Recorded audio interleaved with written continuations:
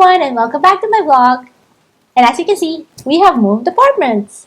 Yep, this is my new office, home office. We have downsized apartments. We used to rent a 3-bedroom apartment. We have now moved into a smaller 2-bedroom apartment because, as you know, we are facing a crisis and our businesses are down and we are trying to conserve the cash that we have. We are trying to hold on as much money as we can because this current pandemic is affecting almost everyone, especially those industries in the events industry, tourism industry, and hospitality.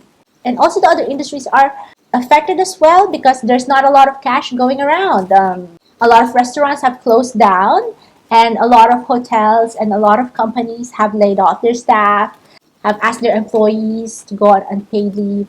Everybody's affected, and almost all businesses except the businesses in the medical industry and the delivery and logistics industry. Even the Melder Studio, our own company, has been greatly affected because we rely mostly on events and wedding. Majority of our income comes from there. And we don't even have a handbook. There's no handbook out there on how to prepare for a pandemic. No one knew this was coming. So how do you survive? How can a business survive in this crisis? That's what we'll be discussing today. So tune in.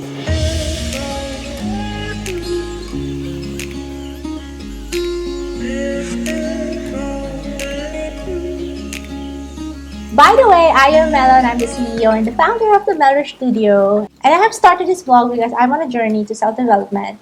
And I'm sharing this with you, especially those who are trying to improve themselves, business women who are trying to find inspiration, and even moms who are trying to juggle work and family life. I hope this vlog helps you because I share here some family tips on how to homeschool, on how to balance work, life, and business. And I'm trying to find people who I can interview who will be helping me inspire others and also who inspires me.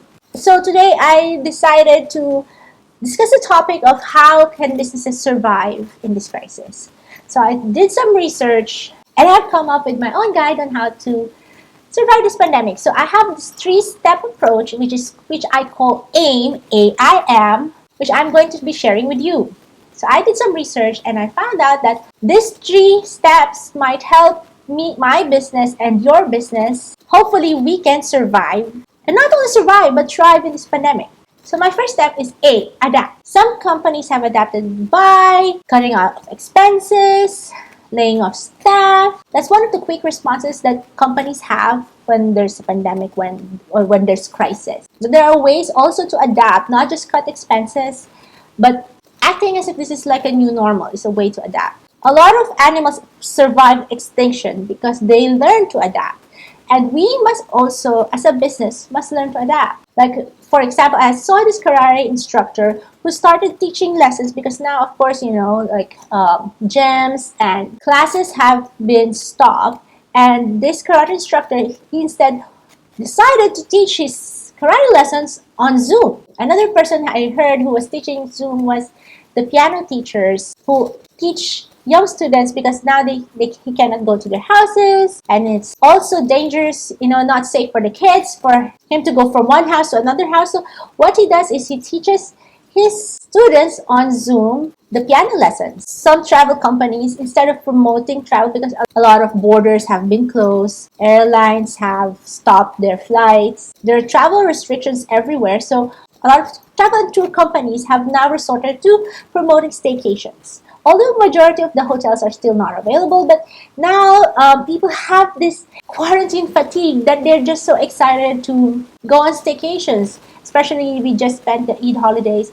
I saw a lot of families who were looking for safe places to stay. So I think that's another way from tour agencies and tour travel companies to earn money by promoting staycations. And some salons, what they decided is that because now that there's this regulation that they cannot have full capacity, what they do is they have sold gift cards at a lower rate which you can buy and then you can avail the services for the rest of the year. So these are ways to adapt. I don't know what your company is doing for you to adapt, and I would love to hear it. If you can share it down below in the comment section, that would be great. So we will know how what other ways we can do to adapt. The letter I on my AIM approach is innovate. What's your company's pivot strategies and tactics? I don't know if you have heard of costovation. Costovation.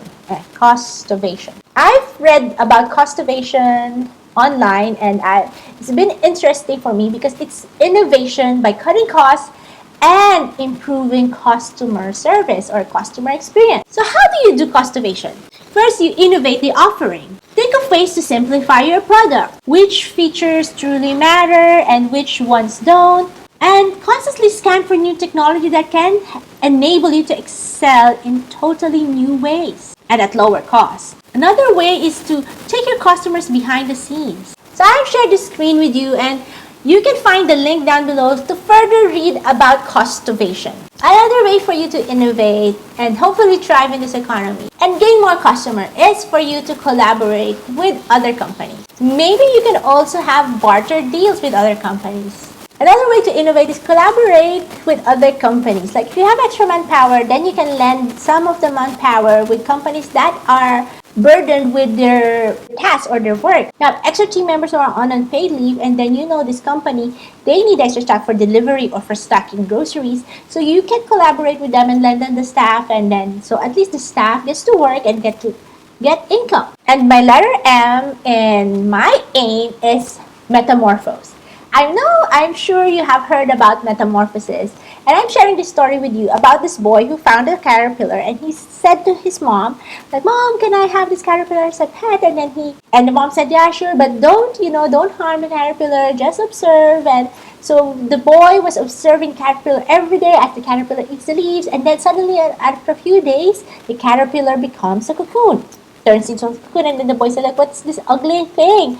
Why is the beautiful green caterpillar become this brown ugly thing?" And so the mom explains that now he is transformed into a cocoon, and soon he will be a butterfly. The boy is so excited for the cocoon to turn into a butterfly, and then one day he saw the caterpillar.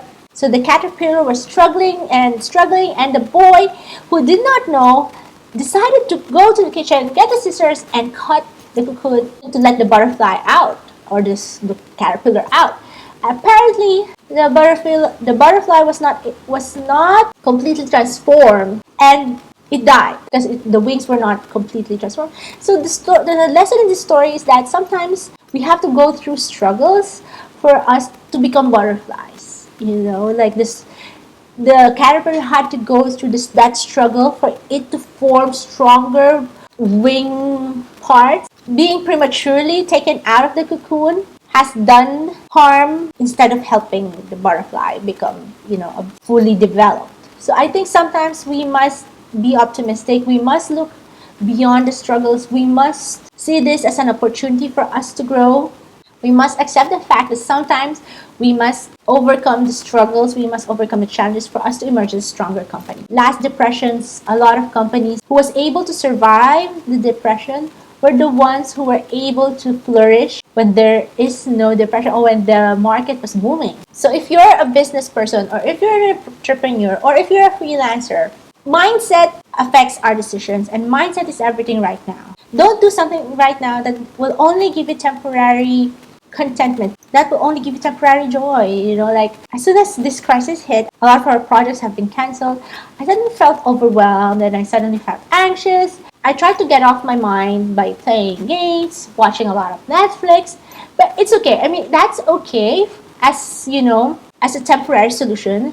But then after watching the whole day, after not doing something productive the whole day, I suddenly felt guilty. I suddenly felt worse, because instead of doing something that would help me, something that would have helped my mindset, I have done something that, if the crisis did not happen, something that I would have regretted later. You could watch. It's not harmful to watch Netflix. It's not harmful to watch or play video games, but it's harmful if that you're going to do that the whole day, and you're going to neglect your responsibilities. And your responsibility yourself is to educate yourself. Self-care is about thinking about your mindset, thinking about your mind, your mental health, and this temporary solutions will not be helpful on the long term, because then after the long term, you'll be regretting that you've done things that were not productive, that did not help you. You'll feel worse after. So that is my aim right now. Adapt, innovate, and metamorphose. I hope everyone will be able to go through this pandemic with with a positive mindset. Pray that everyone will survive this pandemic. If you are healthy, you're in good health, you are way better than more than a million people in the world who have gotten sick. You're way better than more than 300,000 families in this world who have lost loved ones. So consider yourself blessed if you are still healthy, and take this opportunity to adapt, to innovate, and to appreciate the struggles. And if you're a managing company, if you're working in a company, and or if you own a company and you're doing well and you have managed to adapt or innovate, I would love it if you could share with me how you have adapted and what steps you have done and what strategies you have done to pivot during this pandemic. I hope you have liked this episode, and if you did, hit the like button down below and do subscribe for more self-improvement videos. I have shared the links of the references that I use to get the information that I have down below. I try to bring relevant information, and I try to do some research before sharing this vlog with you. And if you like this episode, please hit the like button down below and please subscribe for more videos. See you next week. Bye.